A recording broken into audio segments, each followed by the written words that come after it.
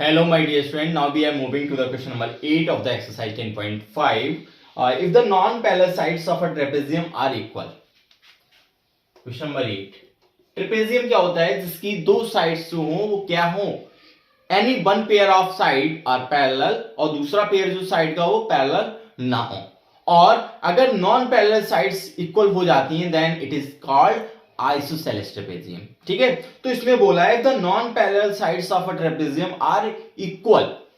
इसने बोल दिया है, इट मींस इसका कहने का मतलब है कि ये आइसोसेलेस ट्रेपेजियम है. तो इसको अगर हम ड्रॉ करते हैं, ये हमने कुछ इस तरीके से इसको ड्रॉ कर दिया.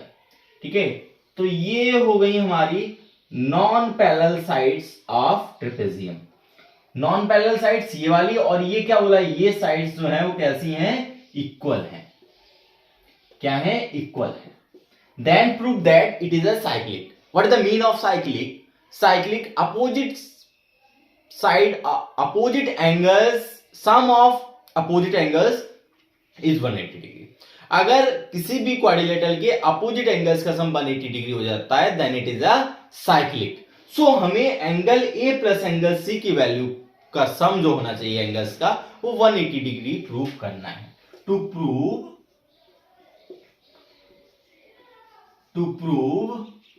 ABCD is a cyclic. ठीक है, तो इसका प्रूफ देखेंगे. सबसे पहले हम थोड़ा सा कंस्ट्रक्शन करते हैं. हम इसको इस तरीके से ड्रॉ करते हैं. लेट सपोज ये पॉइंट E है. अब ये साइड भी इसके इक्वली हमने ड्रॉ करी और हमने बना लिया AVED इज अ पैरेललोग्राम. हमने क्या बना लिया? पैरेललोग्राम ड्रॉ कर लिया. ठीक है, और पैरेललोग्राम ड्रॉ करने के बाद हम बोल सकते हैं कि all sides are parallel, means AB जो है वो पैरेलल है DE के, और BE जो है वो पैरेलल है AD के. और क्या होता है पैरेललोग्राम में? Opposite angles are equal. Means अगर हम इस एंगल को नाम दे दें 1 और इस एंगल को नाम दे दें 2, तो एंगल 1 जो होगा वो एंगल 2 के इक्वल होगा. क्लियर?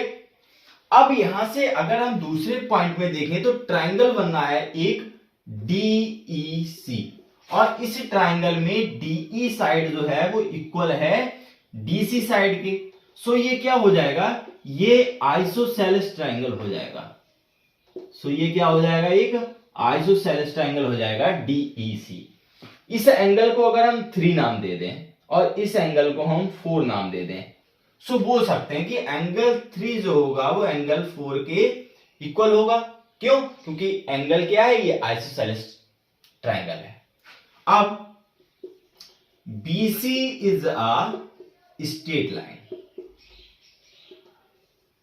स्ट्रेट लाइन, ये एक स्ट्रेट लाइन है, तो स्ट्रेट लाइन का एंगल कितना होता है? 180 degree. So angle 2 plus angle 3 की वैल्यू 180 डिग्री होनी चाहिए.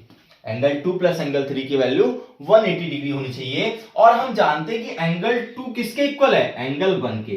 एंगल 1 लिख दिया एंगल 2 की जगह पे. और एंगल 3 किसके एंगल इक्वल है? एंगल 2 किसके इक्वल है? एंगल 4 के. तो angle 1 plus angle 4 equals to 180 degree. और यही तो हमें प्रूव करना था. इस एंगल और इस एंगल का सम अगर 180 डिग्री हो जाता है then it is a cyclic. So we can से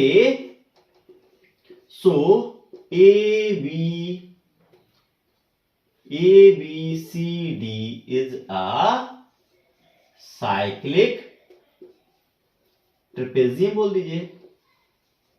ठीक है, तो यही हमें एक्चुअल में प्रूव करना था. तो हमने थोड़ा सा कंस्ट्रक्शन किया, उस कंस्ट्रक्शन के बाद ये पैरेललोग्राम बन गया, ये आइसोसेलेस ट्रायंगल बन गया. इन दोनों की हेल्प से हमने इसे प्रूव कर दिया. तो ये हो गया question number 8 of the exercise 10.5. Now we are moving to the next question of this exercise. Thank you so much. Have a nice day.